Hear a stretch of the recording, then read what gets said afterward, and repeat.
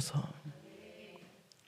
하나님은 결코 나를 버리지 아니하시고 나와 함께 하시며 나의 사정을 익히 아시고 들어주시는 하나님이신데, 오늘 사랑하는 성도들이 주께 나와서 예배드리는 이 모습을 통해서 하나님 영광을 받으시옵시고 이들에게는 한량없는 은혜가 끊이지 않는 역사가 있게 하여 주옵소서. 또 하나님께 예배드리면서 하나님께 감사의 예물 11점을 기타 여러 가지 예물을 드렸습니다. 하나님 이들의 손길에 하나님 은혜 내려주시고 가정의 사업장에 끊이지 않는 하늘문이 열리는 복이 있어지게 하여 주옵소서. 오늘 또 말씀으로 이들이 힘받게 하옵시고 신앙 승리하는 말씀 붙잡고 승리하는 성도들 되게 하옵소서. 예수님의 이름으로 기도드리옵나이다. 아멘. 성경을 보면은요, 하나님께서 바울 사도를 통해서 성경을 기록했는데요, 13권 정도 기록했는데요, 히브리서까지 보면 바울이 썼다 그러면은 성경을 바울 사도가 14권 썼다고 볼 수 있죠. 그 중에서 바울이 기록한 서신 중에서 가장 보석과 같고 가장 집중적일 만한 그 서신이 있는데, 그게 뭐냐면 오늘 하는 로마 교회에 보내는 로마서입니다. 그런데 이 로마서는 언제 썼고 또 어디서 썼느냐? 바울 사도가 예수님 만나서 각처에 다니면서 복음을 전했어요. 그래서 1차, 2차, 3차의 복음을 전했는데, 그 3차 때, 바울 사도가 2차 때 들른 것이 고린도였고 또 3차 때 들린 것이 또 고린도였는데요, 두 번째 방문할 때 그때는 고린도에서 3개월 정도 있었는데요, 그때 이 고린도에서 이 로마 교회에 보내는 이 로마서를 썼다고 그렇게 보고 있습니다. 그런데 바울 사도가 이 로마 교회에 보내는 로마서인데, 로마 교회는요 바울 사도가 세운 교회가 아닙니다. 바울 사도에 의해서 세워진 교회가 아니고, 이 바울 사도가 로마 교회는 또 가보지도 않았어요. 그렇다면 누가 썼냐? 누가 세워졌냐? 누구를 통해서?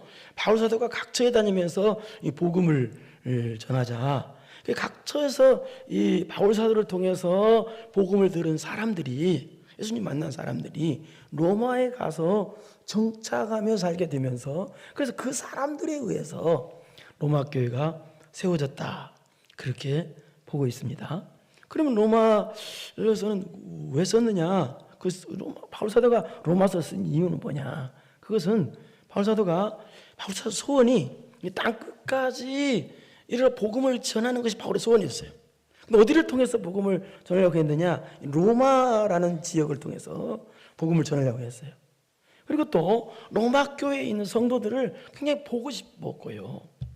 그런데 여러 가지 사정상 갈 수가 없었어요, 로마. 그래서 바울 사도가 그렇다면 먼저 편지로라도 먼저 로마 교회 성도들에게 복음 진리를 전해야 되겠다라는 그런 생각에서 이 로마서를 쓰게 된 겁니다. 그렇다면 로마서는 왜 썼느냐? 로마서 핵심 내용은 어떤 내용이냐? 어떤 사람이 하나님께서 주시는 의를 받을 수 있느냐라는 거예요. 그러니까 이 말은 어떤 사람이 하나님께서 주시는 구원을 받을 수 있고 하나님께서 주시는 의롭다함을 받을 수가 있느냐를 가르쳐 준 것이 로마서예요. 그러니까 이 말은 또 무슨 말이냐? 우리가 천국 가고 구원받는 것은 인간의 힘이나 인간의 노력이나 인간이 무슨 도덕과 윤리를 행한 거나 인간이 착한 일 하거나 선한 일 해서 가는 것이 아니라 하나님께서 주시는 의를 받아야 간다는 거예요. 그러면 하나님께서 주시는 의를 그럼 어떻게 받느냐? 그 답이 꼭 받아야 되는데요, 1장 17절에 한번 보세요. 시작.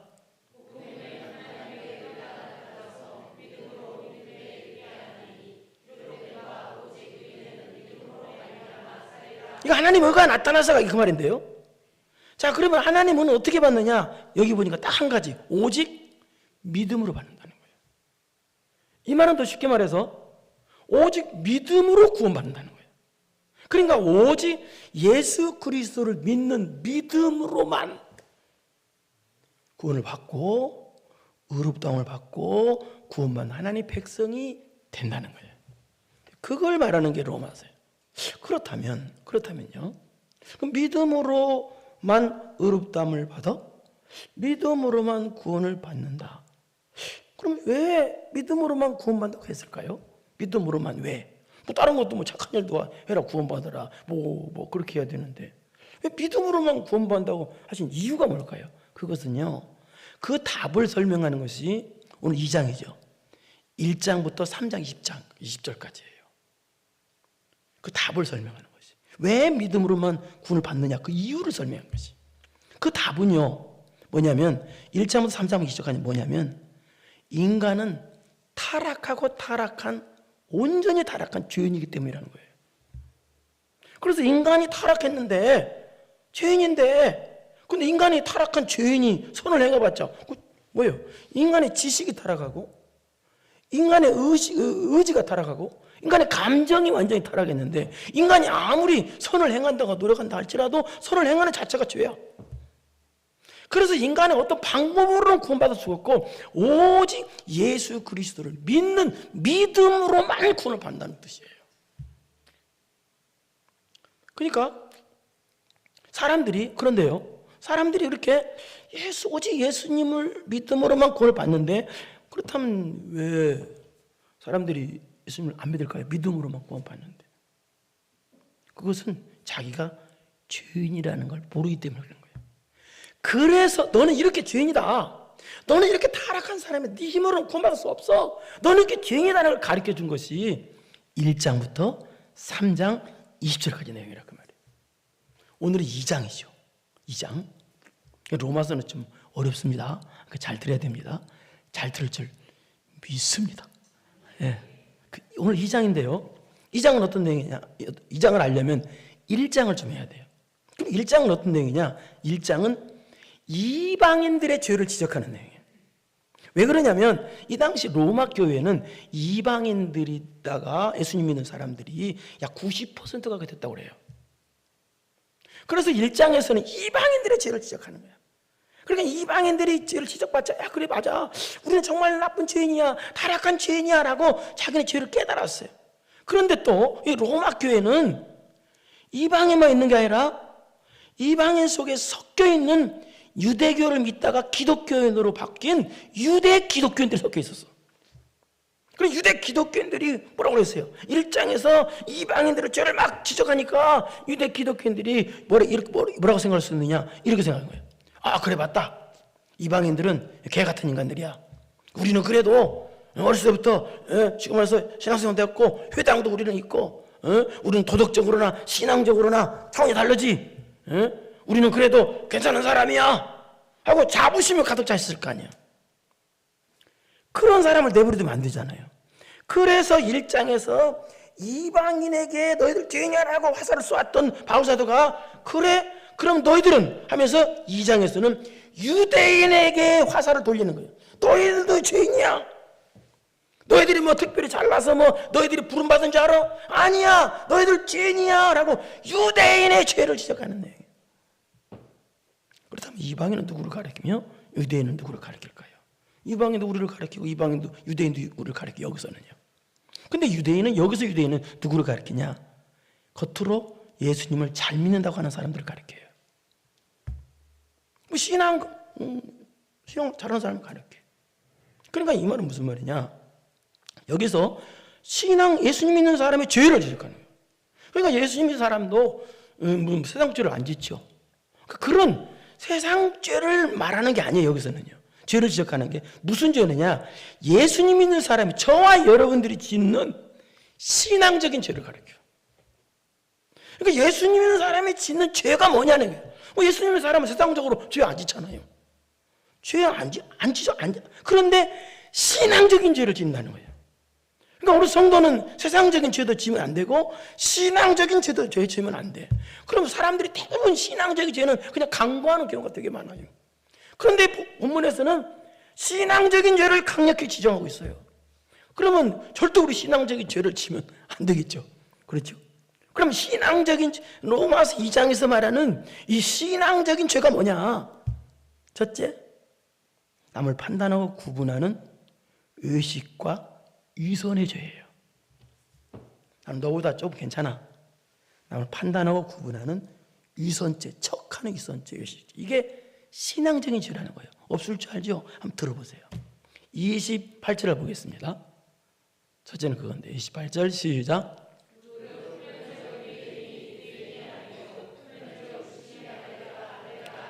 여기 표면적인 말 겉으로 드러난 거예요. 겉으로 드러난 유대인이 무슨 말이에요? 겉으로만 예수 믿는다고 그 사람 구원받는 게 아니라는 거예요. 겉으로만 예배당에 나왔다고 구원받는 게 아니다. 여기 할례라는 말은 오늘날 세례를 가리킵니다. 세례. 그러니까 겉으로만 세례받다고 해서 구원받는 게 아니다. 그런 말이에요. 그래서 29절 보세요. 29절 시작.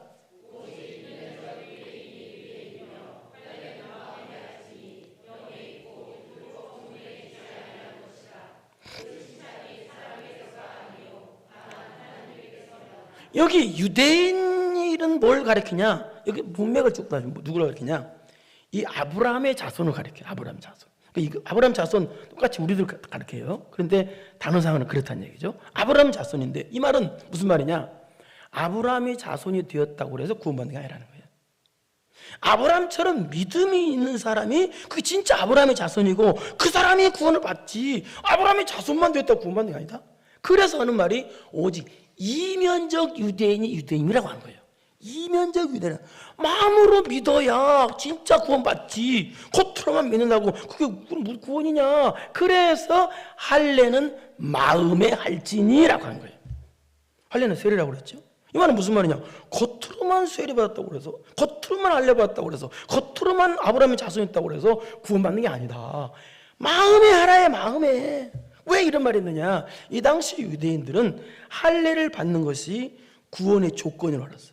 의인되는 조건, 하나님 백성된 조건으로 알았어요. 그래서 유대 전승에 의하면 할례를 받으면 아브라함이 지옥 가지 않도록 지켜준다고 믿었어요.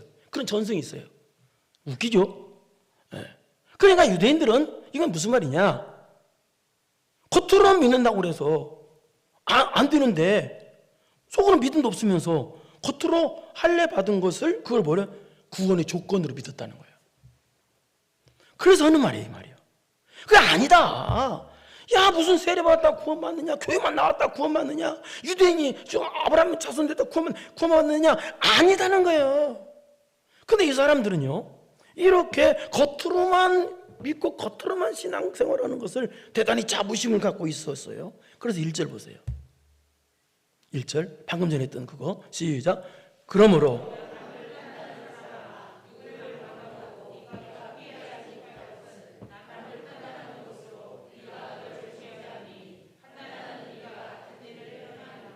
방금 전에 설명한 대로 나는 너보다는 급수가 높아. 이 판단을요 진리와 비진리를 판단하지 말라는 뜻이 아닙니다. 그 진리와 비진리 그걸 반드시 판단해야죠. 그걸 말하는 게 아니라 저 사람이 죄인이냐 아니냐 그런 식으로 판단하는 거. 낫게 하는 거. 구분하는 거. 나는 저 사람보다 좀 달라. 이거 그런 의미의 판단이. 그러니까 1장에서 이방인의 죄를 지적하자. 그래 우리는 이방인과 달라. 우리는 할례 받은 사람이고 우리는 신앙도 잘 지켰고 우리는 죄도 우상도 안 섬겼고 우리는 성적으로 타락하지 않고 불순종도 안 했어. 그러므로 이방인에 비해서는 우리는 수준 차이가 나는 사람이야. 우리는 신사지 하고 자기를 구분져 버리는 거예요. 이걸 뜻해요. 근데 그 판단하는 걸 뭐라고 그래요? 여기서 보니까 그러므로 남을 판단하는 사람아 누구를 막노라고. 누구든지 다 판단하면 네가 핑계하지 못할 것을 남을 판단하는 것으로 여기 봐요. 단어를 글씨를 잘 봐요. 네가 너를 정죄한다. 이게 무슨 말이에요? 다른 사람이 너를 정죄한다는 뜻이 아니라 누가 정죄한다? 네가 너 자신한테 죄인이라고 말하는 거란 뜻이에요. 그러니까 내가 남을 판단하는 것은 하나님 볼 때 내가 죄 짓고 있어요. 그 뜻이란 뜻이에요. 그러니까 남을 판단하는 것은 내가 스스로 자기한테 죄 짓는 거라는 거예요. 그러니까 절대 그러면 안 된다는 거예요. 그런데 이게 요즘 이단들 같은 경우는 굉장히 많아요. 자기들만 깨끗한 척, 거룩한 척. 그래서 기존 교회를 갖다가 아래로 보고 자기들만 거룩한 척, 사랑 있는 척, 온갖 죄는 다지면서 아주 위선자들이죠. 그러니까 예수님의 사람들은요, 척하면 안 된다는 거예요. 그래서 나는 괜찮은데 너는 안 괜찮아, 이런 식으로. 여러분, 남을 판단하는 것은 하나님만이 하시는 겁니다. 하나님 말씀만이 하는 겁니다. 그렇기 때문에 교회에서 말씀으로 여러분을 판단하는 거예요. 말씀으로 여러분의 심령을, 마음을 판단하는 거예요. 마태복음 23장에 보면 예수님께서 가장 아주 진노하시고 싫어하셨던 것이 뭐냐면 의식이라는 거예요. 의식. 그래서 7번 화가 나와. 의식하는 서유관과 바리새인, 의식하는 서유관과 바리새인, 이 척하는 사람. 그래서 나는 남들보다 좀 우월하다. 그래서 사람들을 아래로 보고 판단하고. 여러분, 예수님 사람들은요, 이 세상 사람들 중에서 내가 가장 못난이라고 생각하는 게 예수님 사람이에요. 똑같다고 생각하면 안 돼요. 이게 바른 마음이에요. 이 세상에 나는 못난이야지, 나는 죄인 중에 괴수야지, 어떻게 내가 다른 사람보다 높아? 이게 유선자라는 거예요. 척하는 유선자. 이거 그리길 판단한다는 뜻이에요. 그거면 네가 너한테 죄 짓는 거라, 그 뜻입니다. 그럼 제가 얼마 전에 얘기했습니다. 어떤 책을, 제목을 보니까요, 이런 제목이 있더라고요. 잠자는 사람은 깨울 수 있으나 잠자는 척하는 사람은 깨울 수 없다는 말이, 그 제목이 있더라고요. 그렇죠. 한번 유선에 빠진 사람은요, 죽어도 못 고칩니다. 그거 한번 계속 유선병이 걸리면요, 사람이 척하는 병이 들리면요, 죽어도 안 고쳐져요. 고치는 방법은 예수님 만나는 수밖에 없어. 성령의 감동이 오는 수밖에 없어. 예수님 만나야 성령의 감동으로, 말씀으로만 고쳐지지, 이 척하는 병은 죽어도 안 고쳐져요. 그래서 예수 믿는 사람들이 범하기 쉬운 죄가, 나는 이 세상에서 가장 죄인이라고 안 하는 거. 나는 너보다는 좀 괜찮아, 차원이 달라, 좀 괜찮아. 어떤 교회에 어떤 사람이, 좀 남노한 사람이 들어갔습니다. 그 언덕 위에 하얀 교회가 있어서 여기 들어가려고 하는데, 근데 그 입구에 어떤 분이, 집사님이나 되겠죠, 두르지 말라고. 여기 흑인이 있는데 또 그 사람이 두르지 말라고, 여기는 백인만 들어오는 곳이다, 두르지 말라, 남노하게 그러더래요. 그래서 이제 들어가고 싶은데 못 들어가고 바깥에서 이제 울고, 나 저 교회, 이쁜 교회 들어가고 싶은데 라고 울고 있었는데, 그때 누군가 옆에 와서 딱 그래요. 야, 왜 그러느냐? 저 교회 들어가고 싶은데 못 들어가, 예배 들어가고 싶었는데. 그래서 그분이 말하기를, 야, 저 교회 나도 못 들어가고 있다, 그러더래요. 이렇게 보니까 예수님이더래. 야, 저 교회 네가 못 들어가, 나도 못 들어갔다. 여러분 생각해 보세요. 예수님인 사람은 낮아질수록 은혜가 쏟아지는 거예요. 근데 내가 나는 사람은 같아, 나는 높아, 그게 문제가 되는 거예요. 그러면요, 그거 하지 말라는 거예요. 그게 성도들이 죄라는 거예요. 두 번째, 성도들이 짓는 신앙의 죄가 뭐냐? 두 번째는 따라서 합시다. 듣고도 행하지 않는 죄. 13절 보세요. 이게 신앙적인 죄라는 거예요. 13절 시작.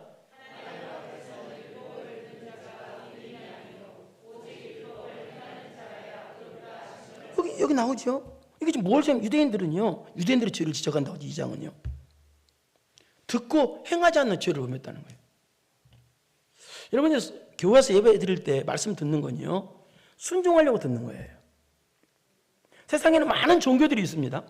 거기도 그 나름대로 왜 교리가 있고 경전이 있어요. 그들도요. 근데 그들도 가르칩니다. 근데 그들은 들을 때요, 이게 그들은 이렇게 가르칠 때 그들은 어떻게 하냐면, 그들은요, 듣고 끝나도 아무 상관없어요. 오히려 듣는 거 고맙게 생각해요. 듣고 행하지 않는다고 해서 그 뭐 죄라고 말하지도 않아요. 거기서는요. 그러나 기독교는요, 듣기만 하고 행하지 않는 걸 죄라고 말해요. 그래서 기독교는요, 듣고 들은 말씀대로 삶에서 내가 들었던 말씀이 나타나야 돼. 그래서 여기서 뭐라고 그래요? 하나님 앞에서는 율법을 듣는 자가 의인이 아니래잖아요. 오직 율법을 행하는 자라야 의롭다. 그게 의인이라는 거예요. 우리 야고보서 2장 26절을 보실까요? 야고보서 2장 26절 시작.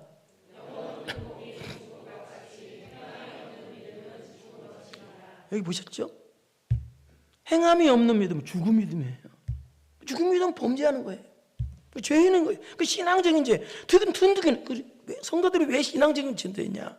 여러분, 요즘은 말씀이 홍수에 살아. 어떤 데가 하나님 말씀이 막 전파돼. 그러니까 성도들이 전부 다 당나귀기만 돼서 당나귀기. 아는 건 너무 많아.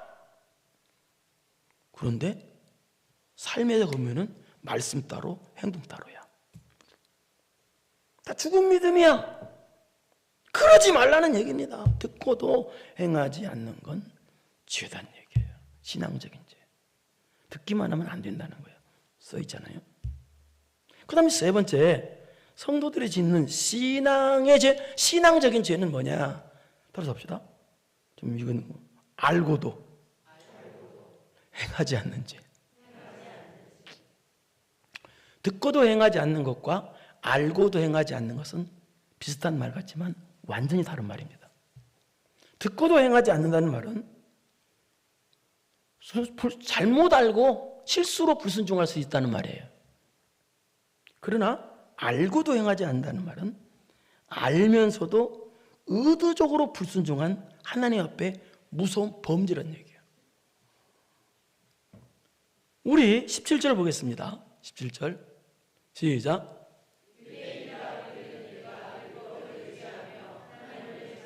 유대인들이 그랬다는 게 지금 유대인을 책망하는 내용입니다.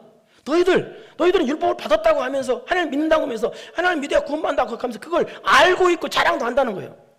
그러니까 이들이 율법을 의지하고 하나님을 자랑하는 것은, 그런데요, 믿음의 마음에서 믿음이 우러나와서 하는 게 아니었어요.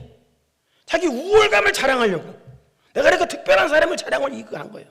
그 뜻이에요. 그 다음에 18절 또 지적하는 건 시작.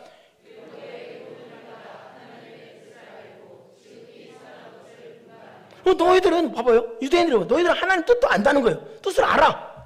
또 지극히 선한 것을 분간. 이 말은 무슨 말이냐? 지극히 선한 것을 좋아하고 인정한다는 뜻이야. 그러니까 이 말은 무슨 말이냐? 너희들은 하나님도 알고 하나님 말씀도 알고 하나님 뜻도 알고 선한 것도 다 아는데, 문제는 아는데 알고도 행하지 않는다는 뜻이에요. 그걸 책망하는 거예요. 여러분, 아는 건 참 좋은 겁니다. 알아야 면장도 하죠. 응? 알아야. 모르면 어떻게 해요? 아는 건 참 좋은 거예요. 무조건 알아야 돼요. 모르면 큰일 나요. 근데 아는데 알고도 행하지 않는 건 범죄예요. 심각한 범죄예요. 한번 볼까요? 야고보서 4장 17절 한번 보세요. 시작.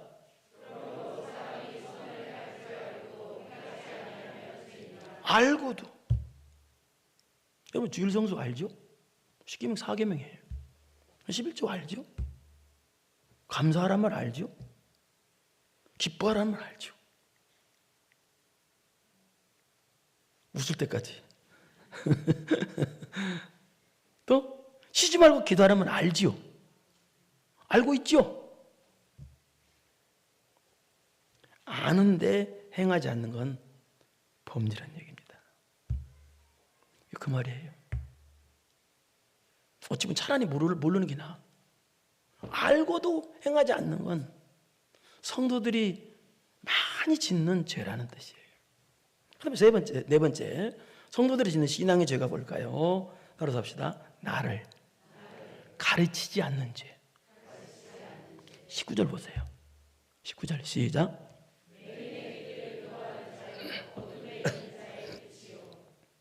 이들이 유대인이 그랬다는 거예요. 유대인들이 이렇게 생각했다는 거예요. 우리는 율법을 받은 자이기 때문에 율법 가지고 이방인들이, 맹인을 이방인들을 인도하고 이방인들이 등불이 되는 사람들이야. 빛이라고 그랬죠. 등불이 있는 자들이야라고 생각한 거죠. 착각은 자유죠. 생각했다는 거예요. 그러면서 20절 보세요. 20절 시작.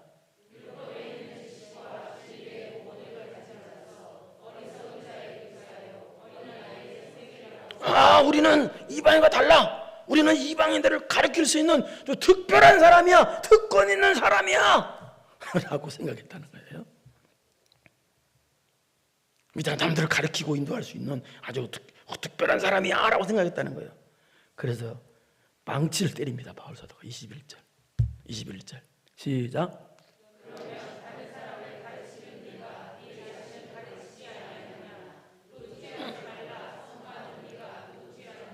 유대인들의 결정적인 죄를 지적하는 거예요. 가르쳤으면 왜 너 자신을 안 가르치냐는 거예요. 남을 가르치기 전에 너부터 가르쳐야 되는데 왜 너는 안 가르치는데 남만 가르치냐? 뭔 말이냐? 남한테 기도하라고 하면서 너는 왜 기도 안 냐? 남한테 충성하라고 하면서 너는 왜 충성 안 냐? 남한테 사랑하라고 하면서 너는 왜 사랑이 안 냐? 너는 왜 사랑이 없어?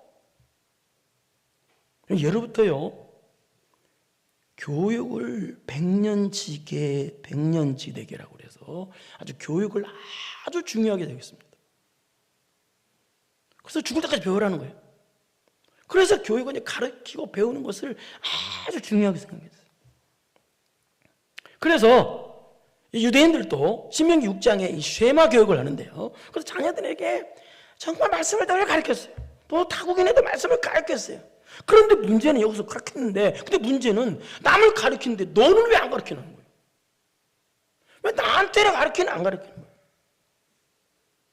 또 가르치면서 이들은요, 다른 민족과 우리 민족은 달라. 우월감에 또 교만함에 사로잡혀서 가르쳤어요.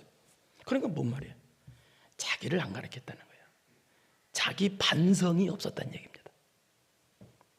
이런 말이 있습니다. 진정한 스승은 말로만 가르치는 사람이 아니라 몸과 행동으로 가르치는 사람이 진정한 스승이라는 말이 있습니다. 무슨 말입니까? 진정한 스승은 자기 성찰과 자기 반성이 있는 사람이라는 거예요. 자기를 가르치는 사람이라는 거예요. 그게 진정한 스승이라는. 그런데 유대인들은요, 가르치는 잘해. 근데 자기 반성이 없어. 자기 성찰이 없어. 자기를 안 가르쳐. 가르친 만큼 나를 가르치고 가르친 만큼 자기 반성이 있어야 되는데 자기 가르친 만큼 자기 반성이 없어. 그러니까 성도가 짓는 신앙적인 죄가 뭐냐? 남을 가르치기 전에 나부터 가르쳐야 되는데, 남을 반성시키기 전에 나부터 반성하고 나부터 자기 성찰이 있어야 되는데 그게 없는 것이 신앙의 죄라, 그 말입니다. 한마디로 말해서 성도는 남을 가르치는 사람이 아니라 자기 자신을 가르치는 사람이란 뜻이에요. 어떤 사람이, 꿈 얘기입니다. 지옥 갔더니요, 어떤 사람이 그래, 지옥 갔더니 다 삽자루 하나씩 있어요. 밥 먹는데 삽자루. 근데요, 전부 다 삽자루에 밥을 먹는데 푹 벗어 나만 먹으려고 그러더래. 그러니까 긴 삽자루 가지고, 꿈 얘기입니다. 꿈 얘기. 성경에 나온 얘기가 아니라. 처음 갔더니 서로 벗어 아무 짓도 안 믿었어요. 뭘 주서 이렇게 막 이렇게 터주더래. 그러니까 다 먹더래. 재밌게. 이 이야기입니다. 자기만 하는 이기주의들의 자들은요, 자기만 똑똑한 줄 알아서 남만 가르치려고 해요. 자기 성찰이 없어. 예? 문제 있는 거예요. 따라서 합시다. 이 세상에서 제일 문제 있는 건 나다. 이 세상에서 계속 따라가시라고요. 제가 따라가라고 하니까 어디에서 그러니까 그만까지 따라서 하더라고. 따라서 이 세상에서 제일 배워야 될 사람이 다다. 사랑하는 성도 여러분, 성도는 세상 사람처럼 죄 지지는 않습니다. 그렇기 때문에 성도는 세상 사람이 짓는 죄도 지면 안 되고요, 신앙적인 죄도 지면 안 돼요. 신앙적인 죄가 뭐냐? 예? 나는 가장 못난이라고 하지 않고 나는 너보다 차원이 달라, 난 너와 똑같아, 이런 식으로 생각하는 사람, 이게 남을 판단하고 구분하는, 의식하는 사람이에요. 바울 사도가 봐요. 나는 온 세상에서 가장 죄인 중에 죄인 괴수라고 그러잖아요. 이게 신앙적인 죄라는 거예요. 나는 남들 같아. 난 나보다 좀 월등해. 그 다음에 듣고도 행하지 않는 이 죽은 믿음이 신앙적인 죄라는 거예요. 세 번째는 충격적인 내용인데요, 알고도 행하지 않는 거. 이건 범죄라는 겁니다. 알았으면 행해야죠. 그 다음에 네 번째는 뭐예요? 나를 가르치지 않는지. 자기 성찰과 자기 반성이 없어. 10년 예수님 믿어도 회개의 눈물 한 방울 안 흘려. 내가 가장 큰 죄인인 걸 알아서 자기 반성과 자기 성찰 나를 가르쳐야 되는데 나를 안 가르쳐. 남한테만 삿대질해. 그게 성도들의 신앙적인 죄란 얘기입니다. 여러분은 이런 세상적인 죄도 없고 또 신앙적인 죄도 없어서 깨끗한 그릇에 하나님 복을 준다고 그랬거든요. 그래서 이제 알았으니까 이런 신앙적인 죄가 없어서 복의 주인공도 되기를 축원합니다. 그러가지고 내려오신 아버지 하나님 감사합니다. 성도들이 세상 사람이 짓는 죄는 짓지 않지만 신앙생활하면서 나도 모르게 짓는 신앙적인 죄가 있습니다. 결코 신앙적인 죄를 져서는 안 되는데 우리 까딱 잘못하면 이런 신앙적인 죄의 올무에 빠질 수가 있습니다. 주여 우리를 붙잡아 주시고 이런 신앙적인 죄에 빠지지 않도록 우리를 붙잡아 주옵시고 도와주옵시고 은혜를 베풀어 주옵소서. 그래서 깨끗한 심령이 되어서 그래서 복을 받는 2025년대는 복의 주인공들 다 될 수 있도록 주여 우리에게 은혜를 베풀어 주옵소서. 예수님의 이름으로 기도드리옵나이다. 아멘. 이제는 우리 구주 예수 그리스도의 은혜와 전능하신 하나님 아버지의 무한하신 사랑하심과 성령님의 교통교대 감동감하심이 신앙적인 죄를 짓지 않아서 그래서 깨끗한 삶을 살아 놀라운 은혜의 주인공 되기로 마음 깊이 결단하고 돌아가는 사랑하고 사랑하는 성도들 머리 위에 이제로부터 영원토록 함께 있을지어다. 아멘.